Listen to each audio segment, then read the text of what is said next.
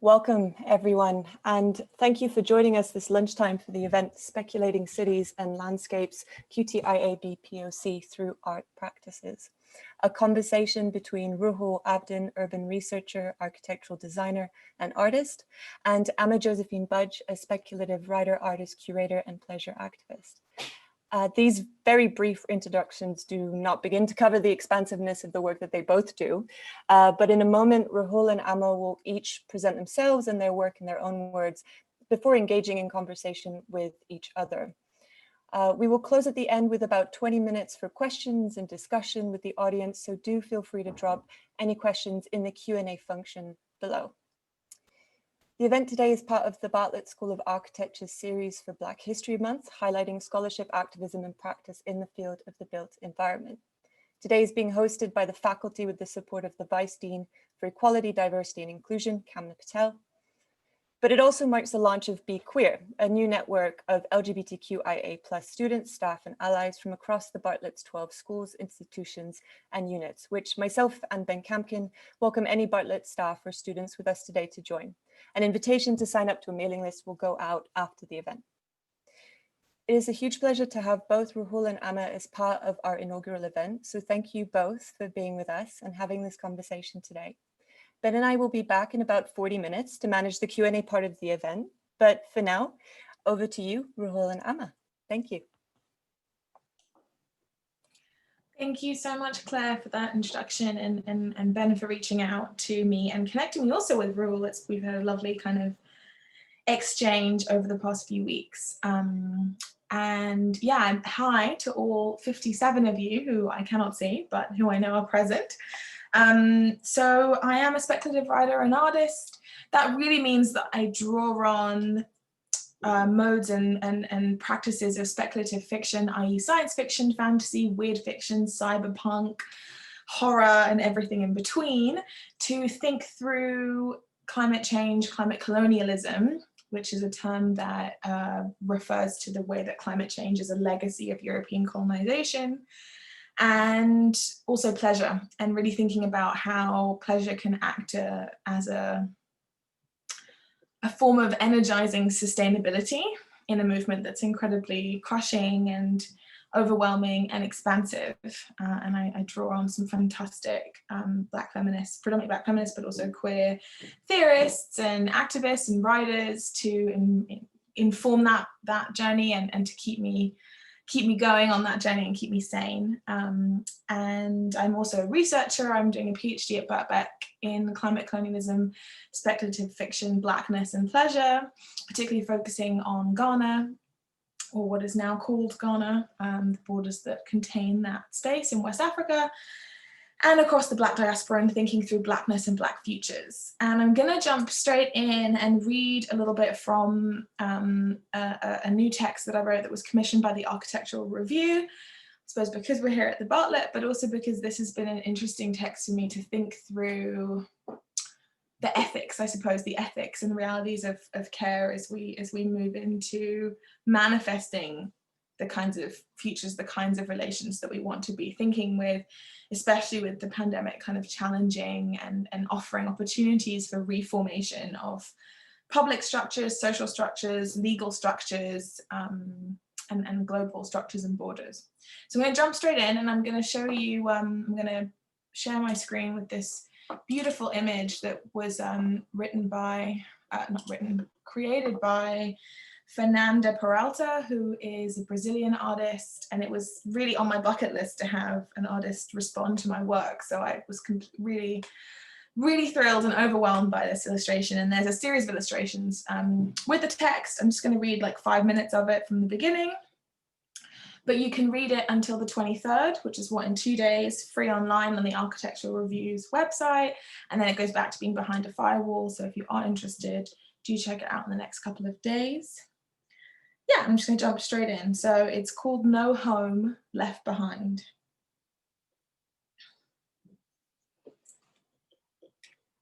Hum 4-bed, west sun facing, many, was busy preparing dinner. They had grown dark green Scotch bonnets, Ranga's favourite, on their back porch for 3 summers now, but this was the first year the harvest came to see them in full abundance. "I see you, Scotches," they sang out happily as their electromagnetic appendages, invisible to the human eye, gently clipped 3, 4 ripe, grinning teeth green bulbs of joy. Chests puffed out proudly. An unoccupied branch of energy spritzed the Scotches with plant food, a tincture, an offer of reciprocity. "Yes, you are looking good this year. Thank you for coming."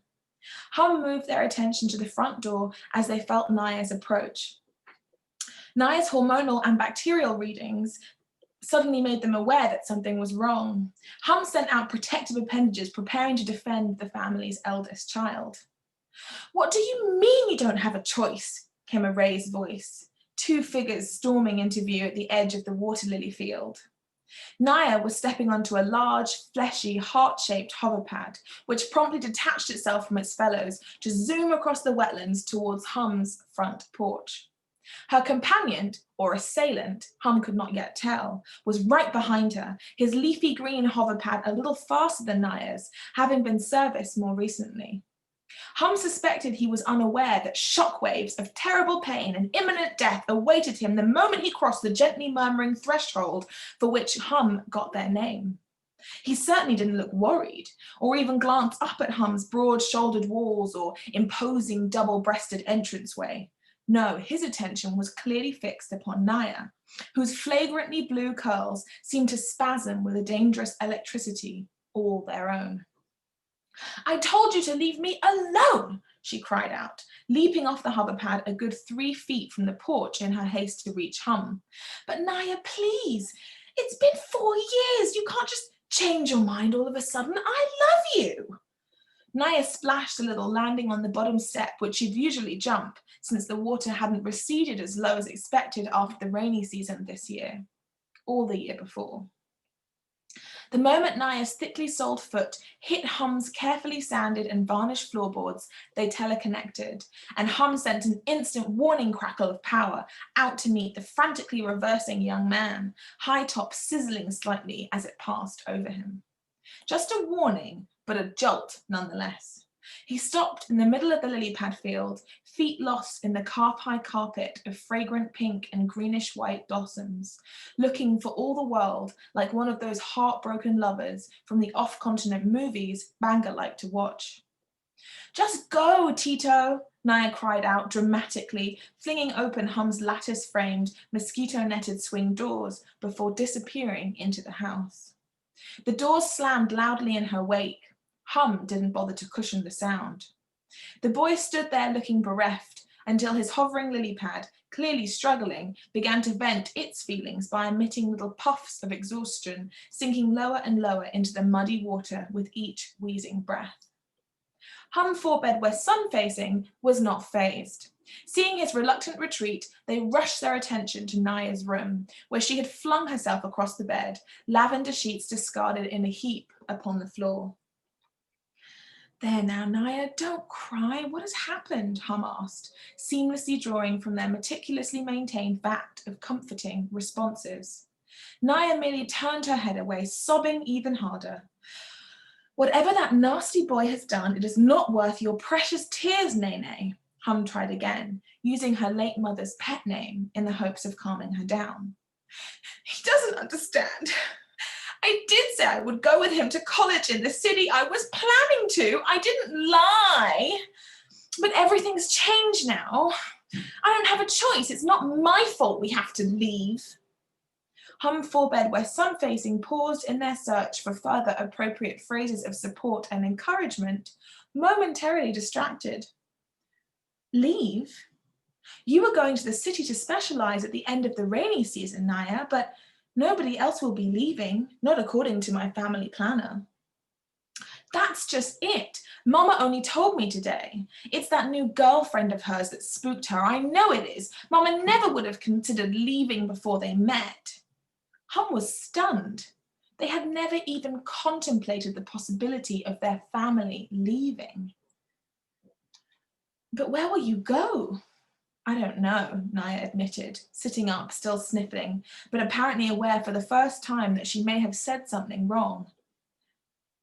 I'm sorry, Hum. I'm sure Mama will talk to you about it herself. I think the decision was only just made. She says the water is getting too high. Hum stayed with Naya until she was feeling better enough to chomp down a bowl of kelewele and rice, comfort food 101. They returned to their nightly task list, scanning the surrounding wetlands for carnivorous fishlets and either vaporizing or retrieving them, depending on the type and whether or not the menis had requested seafood that week. The home chatted to the algae that caressed their vast foundations, which, without regular maintenance, were starting to ache in their old age.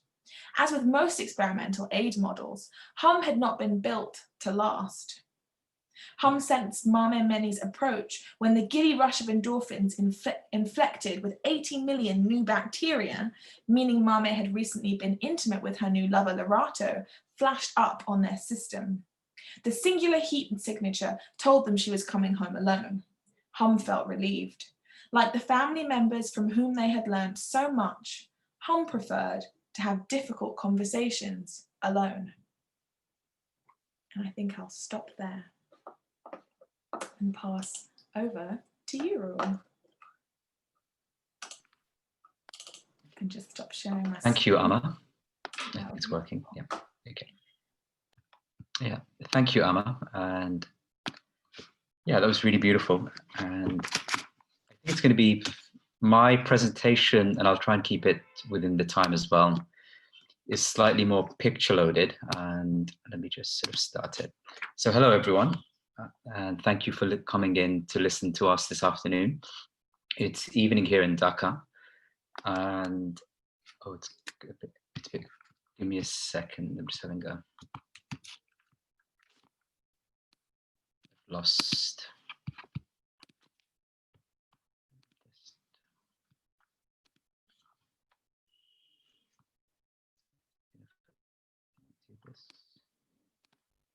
Okay, I think this makes sense. So, yeah, sort of jumping on from Ama's beautiful reading, I'm going to talk a little bit about. Oh, this is not working very well either. Give me a second.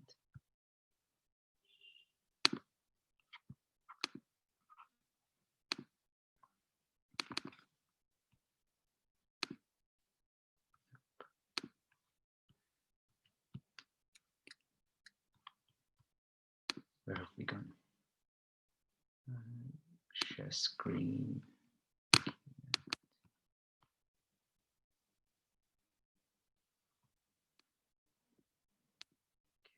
Okay, play. Okay, sorry. So I'm going to talk about a little bit about my practice and sort of the diverseness of it. And I wanted to sort of start from talking about one of the things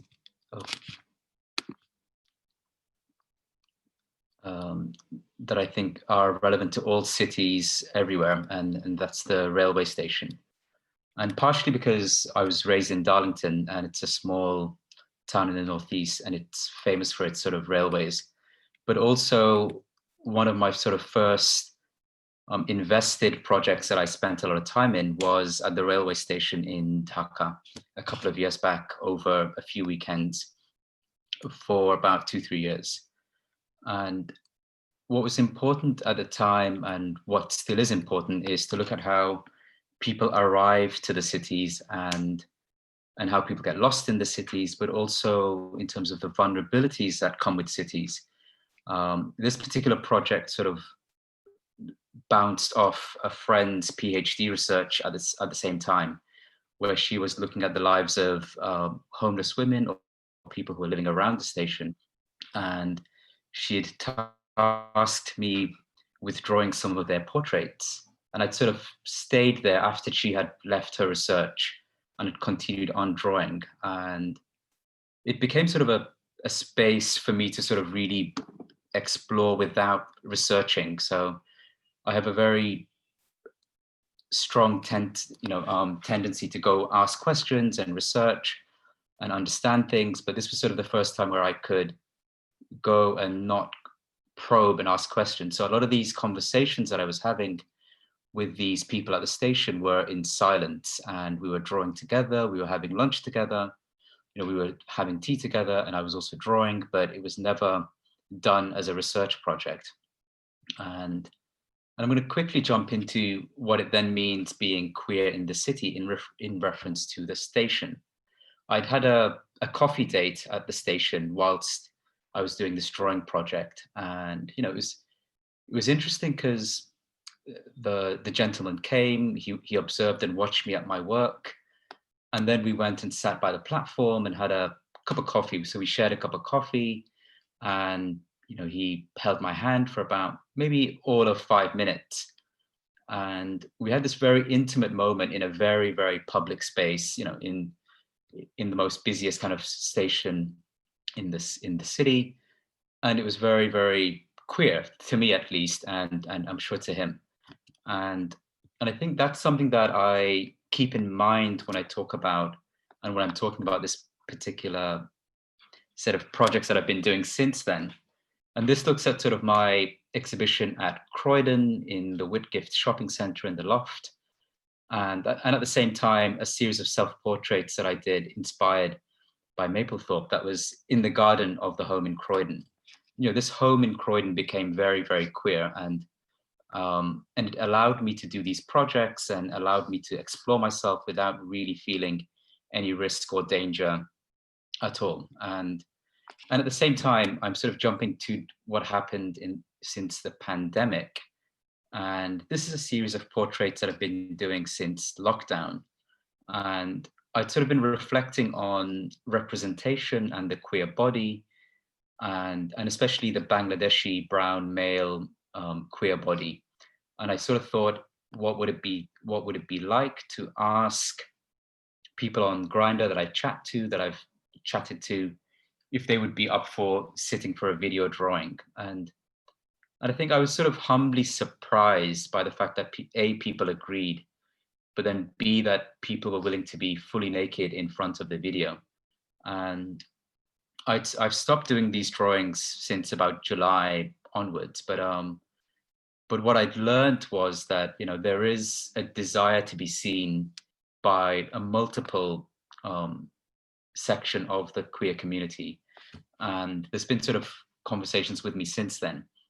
And I think this sort of really represents a lot of the individual approach that I've taken, the personal approach to the body, to the queer body, to understanding between London and Dhaka what can happen.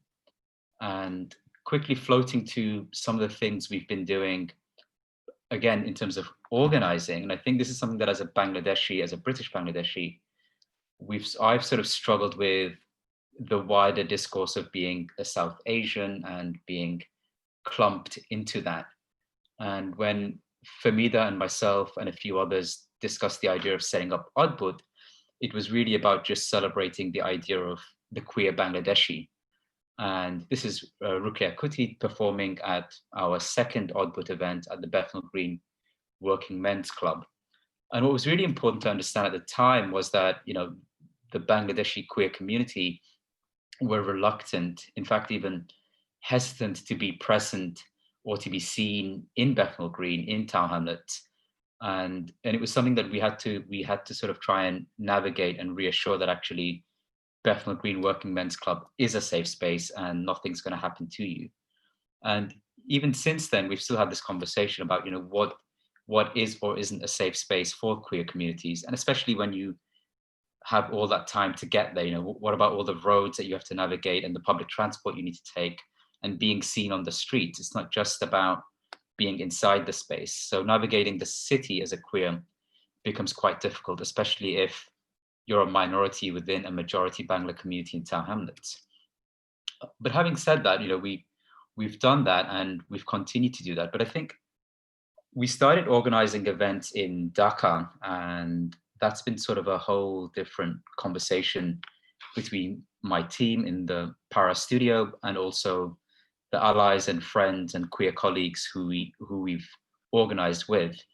And I've distorted this image to protect their identity, but also just in case there's any security concerns that may arise. And I think it's important to acknowledge that organizing events, even in Bangladesh, in the context of Dhaka, has been difficult, but perhaps from a class perspective. So, so I'm coming from a very British Bangladesh privilege of being, but also, sorry, just a second. Oops.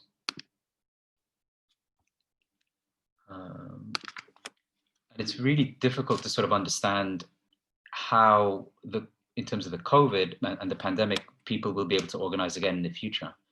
And this is something that I think we've been sort of talking amongst ourselves. And despite virtual hangouts and virtual conversations, I think it's really important to understand how people can again organize themselves physically.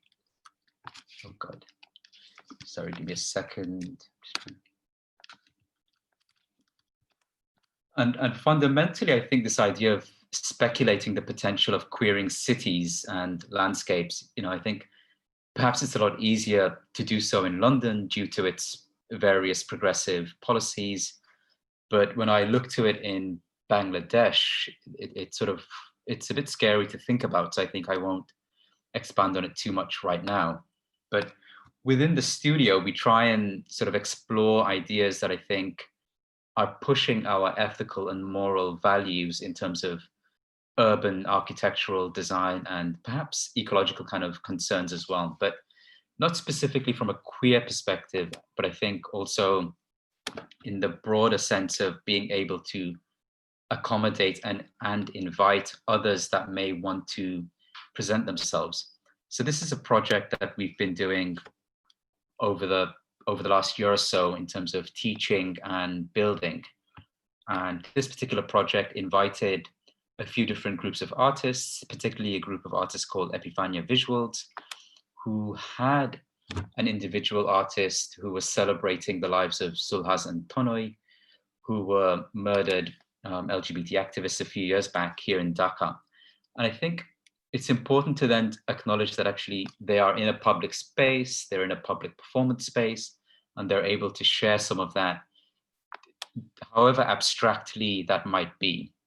But our approach to sort of thinking and doing in our studio has been very much about grounding it in values that we want to reflect on. So in terms of social justice and environmental justice, but I think how that then underpins and relates to queer justice might be something that we have a conversation about in this presentation afterwards. But fundamentally, it's about access, I think, accessing space and having access to resources or space is really, really powerful for everybody. And I think this particular project, which was aimed for children of different abilities and also the local neighborhood just on the outskirts of Dhaka, it doesn't stop anybody else from going there either. And we were supposed to actually hold a big arts festival, which would have also had queer elements to it.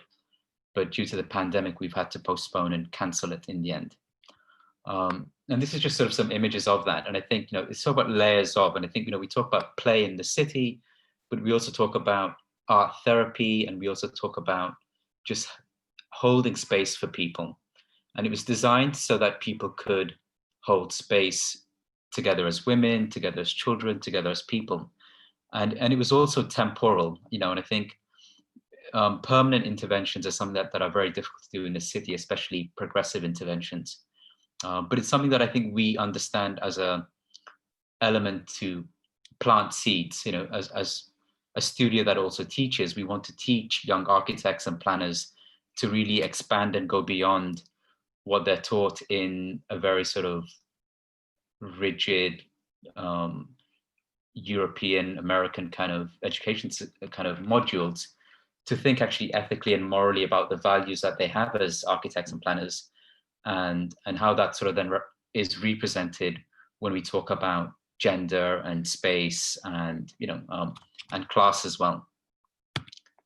And fundamentally, we're really trying to push boundaries here, and I think we're just in conversations with a bunch of people, but hoping to have our own experimental urban arts lab in the new year.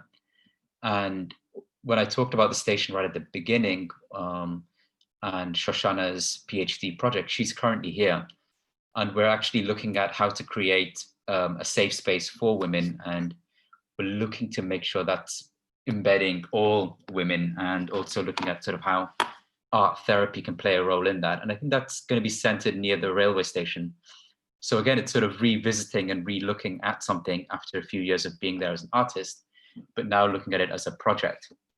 But I think those are my sort of initial thoughts. But what I wanted to end with is just this drawing that I did of Shatil, and what he says when I sort of asked him who he is. And so he says, he's a dreamer, and for him to love and be loved, and he wants the world to love as well. And the rudest version of the kindest bitch you will come across is how he defines himself. And fundamentally, and I think this is something that I would like to sort of end on before I open it up to Ama to have a conversation, is, you know, he talks about how he himself is feeling like an everlasting mother in the guise of a man, and he feels like he's an extension of his mother's unfulfilled dreams. And yeah, so Ama, I think we have some questions for each other. Let me stop this screen. Yeah, so it was a bit of a roller coaster presentation, so hopefully everyone was with it. Amazing. It was really rich. It was really rich. Yeah, I mean, so we should say we did have a conversation last week or the week before last, to kind of get to know each other a little bit, and I think, as I'm sure all of you are picking up on, there's so much richness here. So I'm going to try and stick to the question that I had written. Otherwise, I think we could just talk about, you know, so many things in that presentation that that I think are, as you say, seeds to be kind of further explored. So the thing that I wrote down was, because, you know, in both of our works, I think, you know, obviously perhaps me more explicitly, or more like words on the tin, are working with ecological transformation and change and hostility and breakdown, and working with this in our bodies and in our landscapes and in our spaces and in our families and our extended families and our relationships with our peoples, which I think is an amorphous term, but I'm thinking a lot with who my people are at the moment as well. So as someone intimately connected to the reimagining of living home life, home space in your work, and actually I loved that you also kind of posited the railway station as a home space, which I think is something that, you know, it's a very privileged position to think of railway stations as transient spaces, when for many they're actually anchor points of shelter, points of warmth, points of food.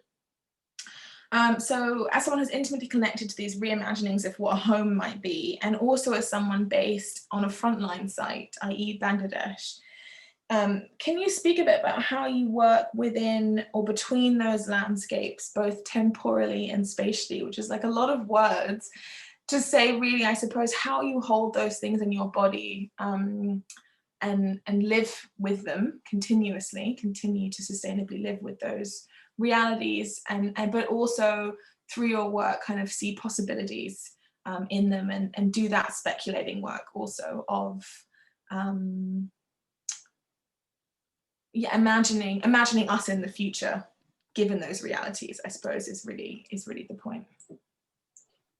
Okay, I think we've begun to do it more and more within our teaching kind of ideas in the studio. We're teaching and talking about it a lot. And I think talking to younger students and architects here specifically about these concerns of the ecological, the climate concerns, the issue of social justice, the issue of lack of public space, and also within this conversation, sort of the lack of queer representation in planning and policy.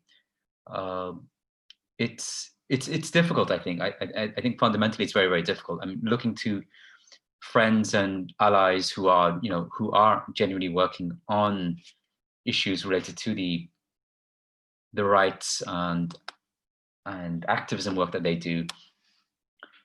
I think it's just really difficult. We've tried very, very hard within the studio to think about it, but I think personally, I think there's so much more we can do in the future. So in terms of this speculation of what could be, and and how do we create this, how do we imagine this beautiful kind of utopian queer future where in Bangladesh there's like sort of a triple impact of poverty and climate change and other things in terms of industry.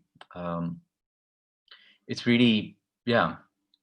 So I think we tried, and that's what I'm saying is I think we try to do it, but I think it's just really, really difficult. And we're trying all the time. So our next kind of course that we're running is looking at sort of growing and farming in the city. So it's very much about the city in terms of its earth and how it and what it means to grow in the city, but from an urban farmer's perspective or urban poor person's perspective. And I think this kind of multiplicity of kind of who lives in the city and who operates in a city is also it's really difficult to navigate. And Dhaka specifically is just, it's such a crazy hotbed of difference that we often get sort of, in terms of a media portrayal or even academic references, we're given very biased or kind of obtuse kind of viewpoints that probably do not reflect well what we want to sort of really do. So I think, yeah, I don't know if that answers something of your question, but let me jump into sort of what I wanted to ask you. And so I think I want to ask you two questions, and maybe you can be brief on them. So I think one was, what advice would you give to young aspiring diaspora queers who are wanting to pursue and become writers, academics, or even perhaps creatives? And from your life experiences, I'd love you to expand a little bit on the difference and similarities that you have seen, witnessed in queer spaces or places, perhaps just between London and Accra, because I know you've been in many other places too. And perhaps speculate how queer people are navigating them, and especially in terms of the roles of class and gendered experience in the city. Yeah, so just brief answers to those simple questions. Okay, the first one I think I can try to like really power through.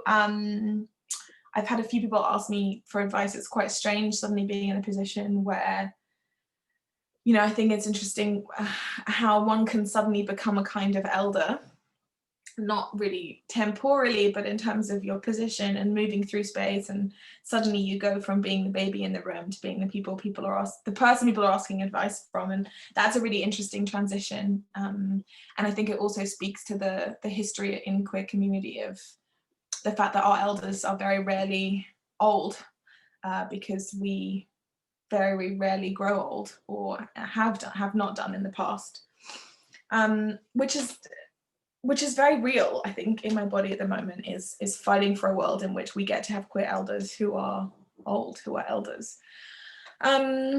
So the first and main thing I would say is not to pigeonhole yourself within a medium, genre, sector, whatever it is that you kind of have in your head, I'm going to do this thing, is to really kind of be, to allow yourself to be outside of that box. So in my career so far, in the last 10 years, I have done musical theatre, fine art, obviously admin and comms and spreadsheeting and marketing, but also curating, conference convening.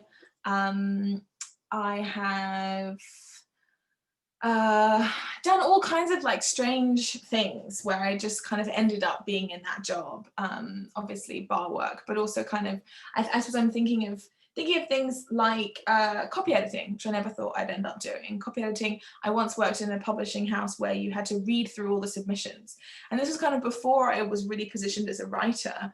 And I was really much more performance focused and events focused. So it felt like a strange, like peripheral thing to be doing. But of course, it's really massively informed my practice, and when I did kind of really root myself in writing, all of those things went on to kind of really inform who I am. So I think don't be afraid of a diverse CV, and really take things and opportunities. And the second thing is a bit of a irritating thing to say, because I think this is something that I was told by a lot of teachers, and I thought it was kind of irritating to be told this repeatedly, but is this thing of like, you never know who's going to be your next boss or your next collaborator or your next colleague.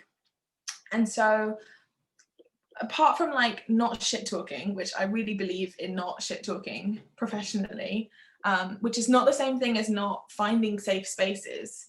So it's definitely important to share when you've had experiences with people who make space unsafe. So if you're a person of color, there are certain people who you might work with who are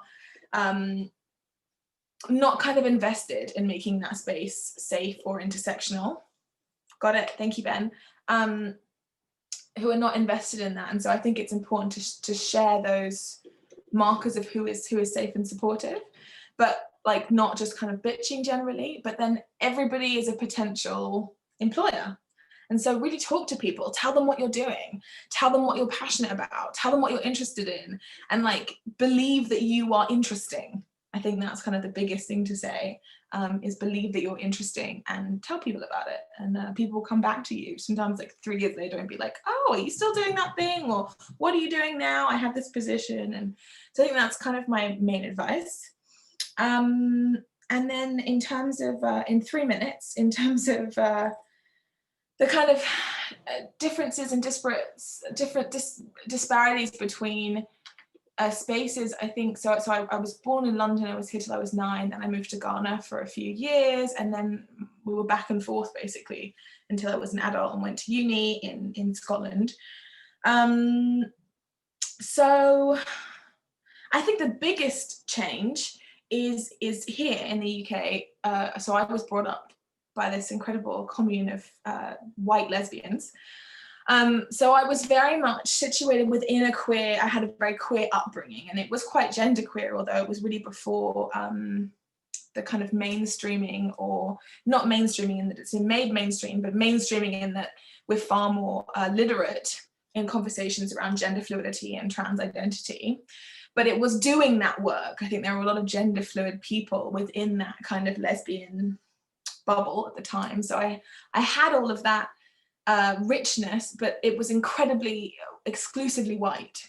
So I did not have any understanding of what it was to be Black and queer, to be a person of color who was queer or who was gender fluid. And growing up in Ghana was the same. It was really not talked about, to the extent that as a child, I really just thought, okay, well, Black gay people don't exist, you know, it's not a thing. And if I'm gay, then it's a part of my white heritage that's kind of coming out, which of course is the hugely homophobic colonial narrative that is being reinforced across the Southern Hemisphere.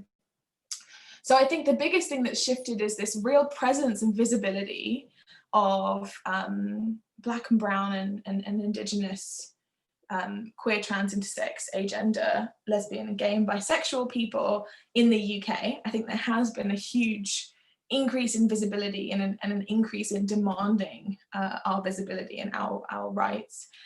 And then in Ghana has been this incredible, really quite recently, I'd say in the last 10 years, and largely through social media, this kind of urge to really connect up. So previously, of course, there are and have always been LGBT people in Ghana, but it really was very pocketed. So I wouldn't have really met them necessarily, particularly as a woman. I think it's very different when you're a gay cis man. It's different in terms of how you connect. So it would have been very hard for me to find people if I hadn't been in the local boarding school system, which is a different, very wonderful conversation that we can have another time. But so I think that's really happening now, is this kind of across social media, across like WhatsApp is a massive tool. People are really connecting. I got an invite last week to go to a masquerade, an LGBT masquerade ball, you know, and I think I can't put into words how incredible it is to see this kind of visibility, and it is dangerous. It is very real. You know, there's also lots of lists on WhatsApp of people, particularly cis men, who are secretly police, who are meeting up with you in order to out you or physically assault you or arrest you, or who, regardless of their sexuality, are also going to kind of, often after having had an intimate relationship with you, out you very violently. And so there's also the ways in which these social media tools are being used to keep people safe. Yeah, and I think that's time. So it was an attempt to kind of deluge, but we'll just take questions. And obviously there is so much richness here, so I'm hoping that we can really get into it now in the next 20 minutes. Absolutely. Thank you both so much for what was, yeah, as you say, a really rich conversation over the last 40 minutes. And I wish we had a lot longer to speak to a lot of the things that you've both raised. I did have one question. We've had some really good questions dropping into the Q&A box, so we'll get to those. I suppose to open things up, and I'm conscious of when we were having a back and forth online about the title of the event, we were speaking about the nuances of talking about speculating cities versus speculating on cities. And I wondered if either of you would like to pick up that thread and maybe comment on that framing. And I think Ben will also follow up with a question afterwards, and then we'll open it up to the audience. Thank you. Yeah, I'm happy to take that one if you are good with that. So yeah, I mean, I really kind of fought for it to be speculating cities and not speculating on cities, partly because speculating cities is an active, there's an inference of being active. And actually another one of my questions, Ruhul, was who has the right to speculate, and the fact that we see speculating as a luxury or as something that's kind of supposed to live in this like fantastical part of the brain, as opposed to being, you know, really a right to imagine, a right to speculate, and a right to manifest what may previously have seemed impossible. So I think that's one of the key reasons why it's speculating cities. But then also speculating for me is a very queer term. And Ruhul, when you said there's this lack of queer representation in planning spaces, I was also thinking there's a lack of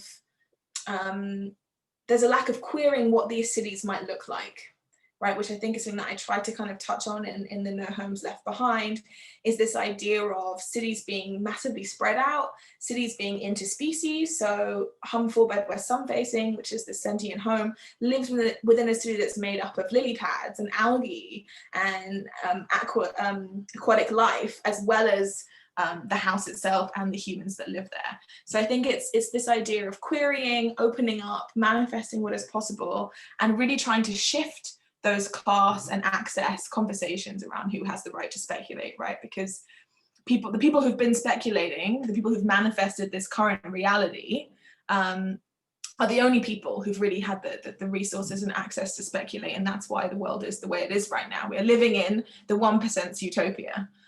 So that really needs to be acknowledged, because that's a power dynamic that needs to shift. Thank you both. That was amazing.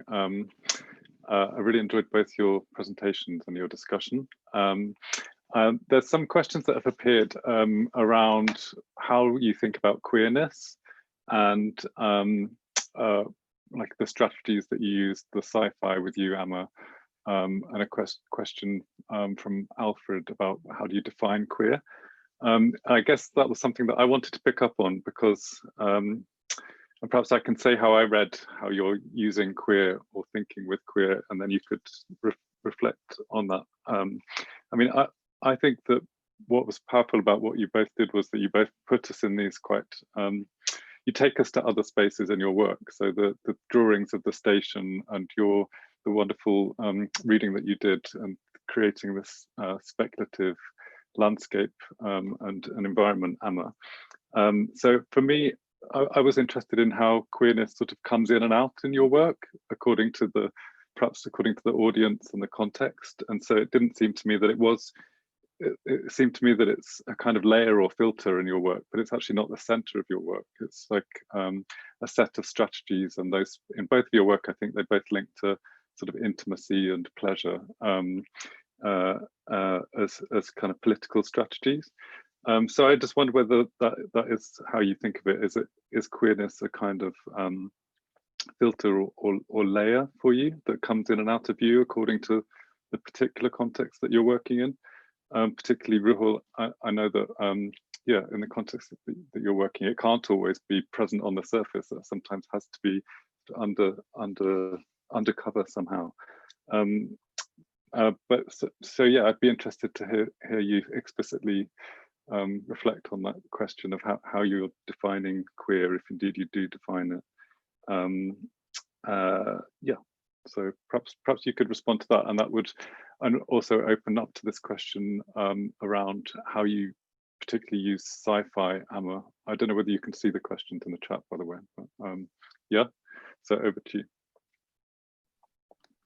Okay, yeah, thank you, Ben. I think for me, I think as a relatively cis kind of queer man, it's very easy to blend into the city and not be visible in any shape or form. And I think it's really difficult for me to sort of then, you know, even if I am explicitly using queer kind of as in terms of my art practice, is that always coming into my studio practice? And it probably is, because I live as a queer person and I'm embodying those projects and those spaces. But I think in terms of the wider definition, perhaps it's difficult for me to define it in the context of Bangladesh, because I'm so privileged here. And I think my privilegedness, my privilege sort of perhaps undermines my queerness in Bangladesh, whereas I think perhaps in the UK, my queerness and my minority kind of Bangladeshiness would highlight that. So I think there's something there that I think I haven't really, you know, I'm just sort of thinking out loud, but I think being a minority versus a majority in a space or a city makes a major difference on how we can be queer, either on an everyday, every moment kind of practice, or being more tactical. And I think that's perhaps, yeah, it's easier for me to do so than I think fellow Hijra or trans friends here in Dhaka who are then living and embodying, you know, gendered queerness, and for them there's the everyday violence and trauma that they face. And I think that's something to also acknowledge, that actually not everybody has the option of hiding or disguising their queerness. So I think it's easier for us, for me specifically, to do that, I think, just because of the way I look versus other friends of mine. But I think in terms of navigating the city in other ways, in terms of the queerness in London, I think I'm much more confident to flaunt and walk around in heels or dance around in heels in the streets of London than I think I would ever do in Dhaka. And I think that probably says it all. Yeah. Thank you. Yeah, I mean, okay, so there's loads in this question. I think I think this question around privilege is really important, particularly in spaces where to be gay is illegal. You know, much of the global south still has the really brutal British anti-sodomy laws in place. And my privilege as a British citizen in Ghana certainly means that it would be very hard to persecute me legally. It would be very difficult to persecute me legally, really regardless of the evidence, which is very different for a lot of people. But I also am uncomfortable, I suppose, with this positing of the city, like there's to kind of be, to think about like hiding one's queerness in the city kind of assumes that the city is itself heteronormative, right, or heterosexual.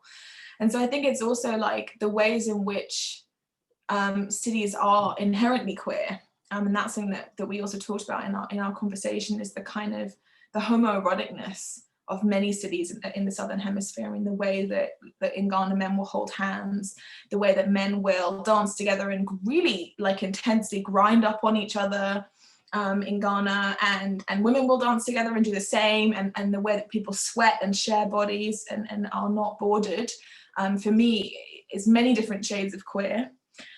And I think also it's this idea that queerness should be hyper visible in some produced through some kind of Western lens also, right? Like in so many ways, walking around in heels or having blue hair and a septum ring is a very Western idea of what queerness is supposed to look like. So I try to really like push back against what that is. And I think similarly in my sci-fi and across my practice, queerness is central to everything that I do because queerness is central to who I am. So it'll never be a kind of layer. And I think I would definitely critique the kind of move in the arts to have queerness be this kind of like tint that is added. But I guess it is absolutely a strategy in that for me, queerness is a way in which to envision possibilities very differently. So I definitely think there are ways in which queerness can offer political strategies. And once you're moving in non-heteronormative and attemptedly non-patriarchal ways, suddenly so many other things are possible. When you're modeling what a family looks like from the way that a mushroom might mycelially connect to a forest, you have like an infinite amount of possibilities, as opposed to you have to have a cis man, a cis woman, and they have to have 2 kids. I mean, there's like only maybe 10 stories that could come out of that, or 10 futures.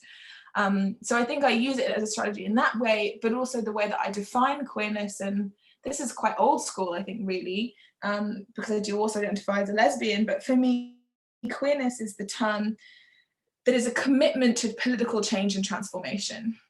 It's a commitment to changing the system, the oppressive, heteronormative, patriarchal, white supremacist, capitalist system that we live in. And it's also a term that is not about the genitalia I have, the body parts I have, and who I fuck. And that's very specifically the only term that I know of that does those things. Yeah. Thank you. Those were amazing and comprehensive answers. Really great. So there are lots of interesting questions that have appeared in the Q&A. So I think we should try and pick some of those out before we completely run out of time. There is a question around heritage.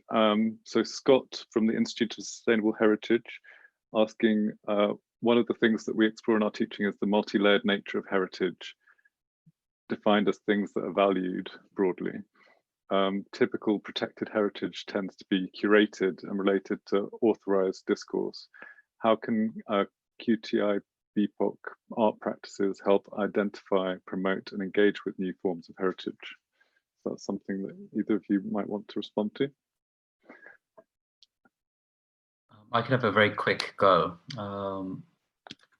Yeah, so in terms of heritage, I think it's very, very difficult. I think being in Bangladesh, there's groups here who are trying to archive LGBT kind of histories and trying to archive and collect these kind of stories, you know, a lot of which is once it's gone. And I think we've been sort of talking amongst ourselves, even from a British Bangladeshi perspective, in terms of the heritage that might exist from the British Bangladeshi community in queerness. And I know there's 1 or 2 other people who are looking at South Asian history and their role in LGBTQ kind of issues. And I've just been sort of commissioned by Tower Hamlets Libraries and Archives with the National Portrait, looking at the role of British Bangladeshis in the Liberation War of 1971. And I'm in a sort of unique position to also then use that sort of vehicle to also look at people who were involved in the 1971, you know, potentially queer Bangladeshis who were involved in the Liberation War movement, and see how we can also celebrate that. I think that's something that I think I would just be very pragmatic about, you know, trying to use what we have to look at ways to archive and bring to light how we can, you know, create archives of this. And I think something that Ben and Claire have been doing within their work has been really, really fantastic as well, within the Unite project and the sort of the research you've been doing. But I think, yeah, I think within that, it's just trying to explore and find out really how can we start archiving. You know, it's archiving is such a powerful tool, but you know, how well is it being used by the queer community, and how accessible is the tool of archiving is also something to ask within communities like Dhaka and other places that don't have access or resources often. Yeah, Ama? think for me, the question is too big to, I mean, there's like so many things, you know. I guess I would just maybe add that heritage is not a fixed thing that lives in the past also, you know, like if you write a kind of a document or an essay that goes into an archive, that's one tiny minutiae of what that subject matter might be. Heritage is also the things that you choose to value and that you keep in the archive of yourself, and the archive of what you tell the young people around you, and the archive of what you tell your parents and put in your artworks and your projects. So I think just to kind of also know that there is an element of choice around heritage, and an element of like, we need to empower each other to make those choices. And I also just wanted to say, I was reading through the fantastic questions because quite a few of them talk about how to find people, how you find networks or connect. And I just wanted to kind of say, obviously we do live in this amazing age of the internet. So there's such a thing as, you know, obviously we do Googling and we search Facebook groups and whatever, but the power of making a thing. And when I kind of entered the queer of color community in London, there was a real kind of movement by quite a few people to create these kind of dance spaces and club nights. So I co-founded the Batty Mama, which was a Black, queer and trans, femme-led dance and performance night that was for both introverts and extroverts. And we just made it, you know, we just made it because we weren't seeing spaces that felt Black centered. We were seeing a lot of appropriation from white bodies in Black queer spaces. And so we made the thing. You know, if you want to have a network of queer, of color, and trans and non-binary architects or people who work in the built environment, make a network, have a meetup every month on Zoom, do it physically when you can in a park, have a walk, go to an exhibition together. Like, I really want to just be like, this movement, both in queerness and feminism and in racialization, was built on people, unqualified people who made a thing and continued it as long as they could and documented it. And then when it wasn't possible anymore, they let it go and let more people make a thing. So I just want to kind of pass that on, I suppose, that baton of, you know, if you can't find it, make it and people will come, because if you want it, there'll be other people who are also wanting and needing that space. Thanks, Ama. Actually, just picking up on that, I think I was reflecting a lot ahead of this talk about both, I suppose, Batty Mama, but also Odbhut, Ruhul, and their role as night spaces and sort of speculating cities. And I guess bringing you into this conversation as well, Ruhul, how would you respond with Odbhut and that experience, and responding to Aaron's question, actually, which is the one that Ama picked up? I think it's important to, yeah, as Ama was just saying, just to do it. I think, you know, if we recognize that it isn't there, then we have to take some, just take some courage and create it. And I think we'll inevitably, it's a learning curve, and it's often a very steep learning curve. And I think the idea of security and safety and creating a safe space for your own, you know, for my own Bangladeshi community was the paramount kind of conversation that we had. And of course, everybody else is invited. And I think that's something that I think every person that goes on to create community or find community in the night or in the day or elsewhere. And I think, you know, people talk, and there's someone talking about sort of, you know, queerness in the professional context in urban or architecture. And I think it's really difficult. But you just have to keep on, I don't know. I think it's really difficult, but I'm very, very lucky, I think, you know, to have found friends who share values and who care about these things. And, you know, we take calculated risks together, I guess, you know, and inevitably there's always going to be risk. So it's not a case of it's going to be a rosy, fun disco party and therefore, and the end.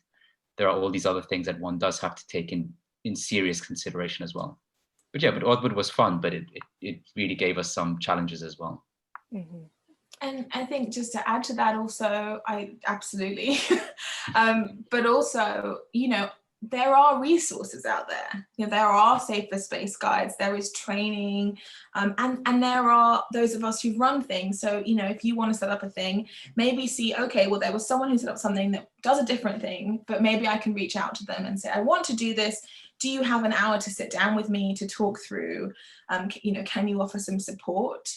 And the other thing is, you know, get your institutions to fund you. Whilst you are associated with institutions, and we are in this very strange, rather tokenizing moment of being, having a high diversity value, use institutions to fund you. Say, we need this resource within our institution, go to your heads of department, lobby the school, because once you're out the institution, you got to do it on your own. And, you know, it's very hard to get things like Arts Council funding. So, I mean, still apply, but, you know, I also want to just kind of say, whilst you're within the institution, hold the institution accountable. This is a part of your care and a part of your learning, and ask them to fund that and support it.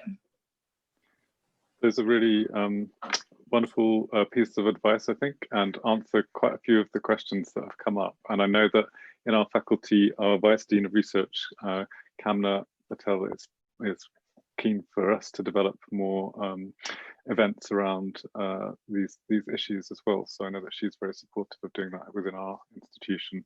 I was thinking perhaps because we have run out of time, unfortunately, that maybe we could just check that, sorry if we haven't read out your question specifically, but I hope that most of them have had some comment in terms of responses that Ama and Ruhul have given.